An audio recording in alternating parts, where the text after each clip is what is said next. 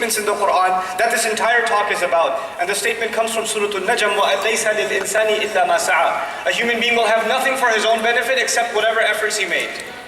Now I want you to stay with me as best you can.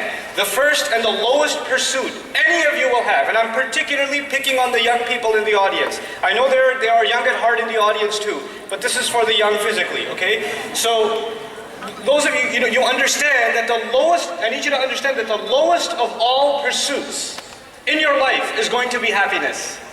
The lowest of all of them. And let me demonstrate why that is. You don't feel like getting up and doing your homework on Saturday morning, so you sleep in until 12, and you are what? Happy. It doesn't take much to be happy. Some kid plays video games the entire night, and he's got a huge migraine, but since he beat the game, he's somehow happy. Somebody gets a call at work, listen, it's a snow day, you don't have to come in. Guess what? They are what? They're happy. In other words, happiness is easy. In small things, happiness is easy. Of course, happiness in relationships is very difficult.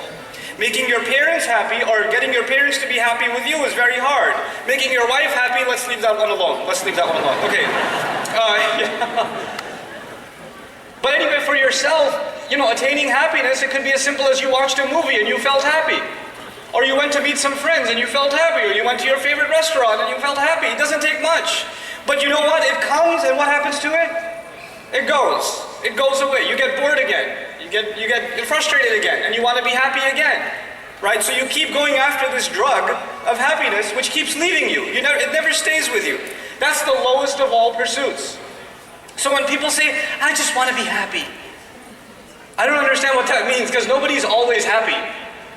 Allah gave us a huge score of emotions to experience in life, and they're all part of a healthy life. Happiness is just one of them. So if your pursuit is just happiness, let me tell you, you're in for a lot of disappointment. That's never going to happen.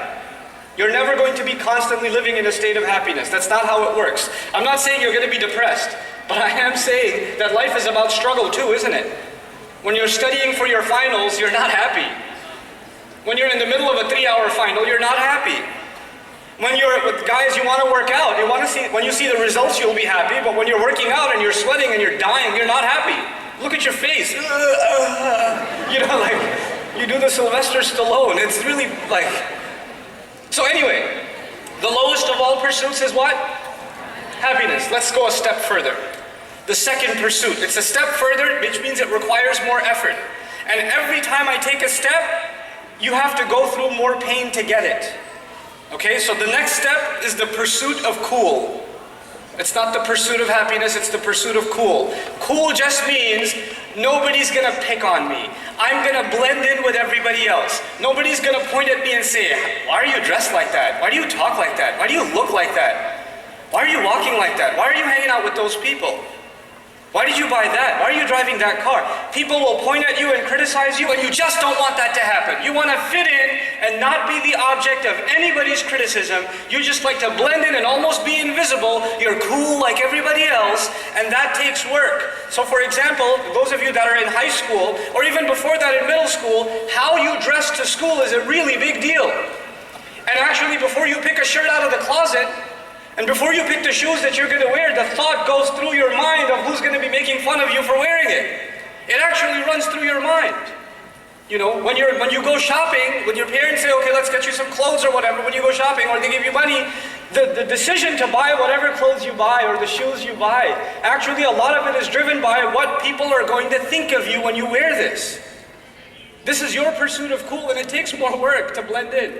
It's easy to be the weirdo that everybody else finds strange. But it takes work to be like everybody else. And a lot of young people, unfortunately, have to give themselves up. They have to pretend they are someone they're not, just to fit in. I've met kids that are maybe 14, 15 years old. I met this kid one time. He had a baseball hat on sideways. It used to be a thing, right? And he's got pants hanging down, and he's just kind of like, and he came up to me and he started crying. And I sat him down, and we started talking. And he tells me, I hate dressing like this. I hate it. But if I don't, kids make fun of me. I could even get beat up. I have to dress like this. I don't like cursing, but I do a lot when I go to school. Because I have to fit in. There's the lowest pursuit, and that is that of happiness. One above that is the pursuit of what? Cool. Then there's a pursuit above that. It's the pursuit of popularity. I don't just want to blend in, I want to be the coolest person there is. I want to be the one everybody else wants to be friends with. I want to be the loudest one on the lunch table. I want to be the one that before anybody gets to make fun of me, I want to be the one that makes fun of everybody else. And that's a lot of times the kids that are popular in school, they're actually popular because they make fun of other kids.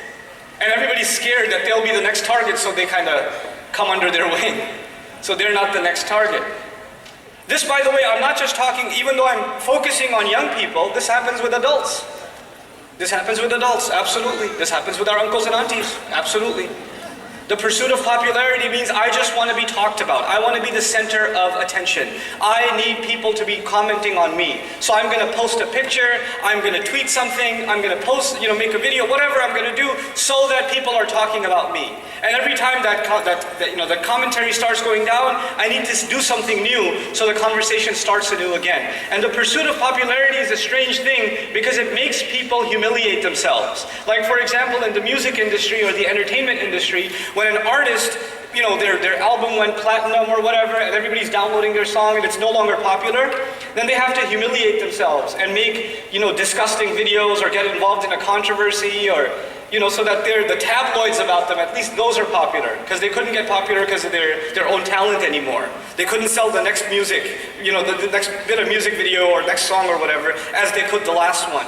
So this is the pursuit of popularity, and in order to become popular, it takes work. You got to spend money, you got to spend time, you got to work on yourself, work on your image, and it becomes really important to you to maintain your image and to maintain that status among people, that profile among people. This is the next pursuit. But above that is another pursuit, and that is the pursuit of prestige. For college students, this is more important than elementary and high school, but for college students, this becomes a big deal. The pursuit of, what did I say? Prestige. I'm going to go in order. At the bottom, there's happiness. Then what's there? Cool. Then popularity. And now we're in prestige. Prestige means you want to be able to associate yourself with something that is very valuable. You want to be able to tell people, I went to Harvard. You don't tell them you went there for a weekend to pick up your friend. But you would like to use your name in the same sentence as Harvard. As a matter of fact, even if you're a freshman at Harvard, what have you accomplished? Nothing. You're at that school. What have you done in the world? Nothing. But you would like to have your name associated with a prestigious institution. You would like to have your name associated with a prestigious brand. So you'd like to wear clothes of a certain brand, and if the brand label is not mentioned, you want to have a conversation with people, forcing them to ask, where did you get that? And then you say, well, it's Armani, or something.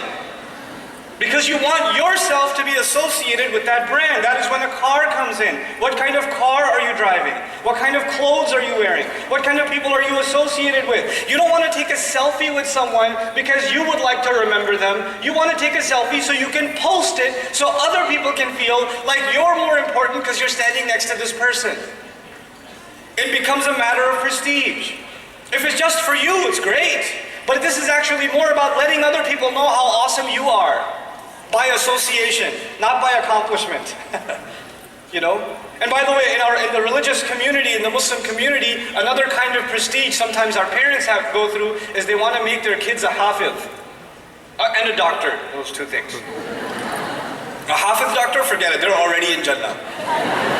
There's deen and dunya, bam. Like, رَبَّنَا آتِنَا فِي الدُّنْيَا حَسَنًا وَفِي الْآخِرَةِ حَسَنًا. Done deal. But they love telling people, this, my son, he's a hafiz. And they turn them into a trophy. Unfortunately, that's not why you memorize Quran, but it's happened. It's happened. Now, we are at the level of what? Prestige. So it's going to be a really big deal to you, for example, when you get your first job. Maybe you get your job at, I don't know, Microsoft or something, who cares, but whatever. If you get a job at a big company, right, you got a job at Google, they give you your badge. You wear the badge into the masjid.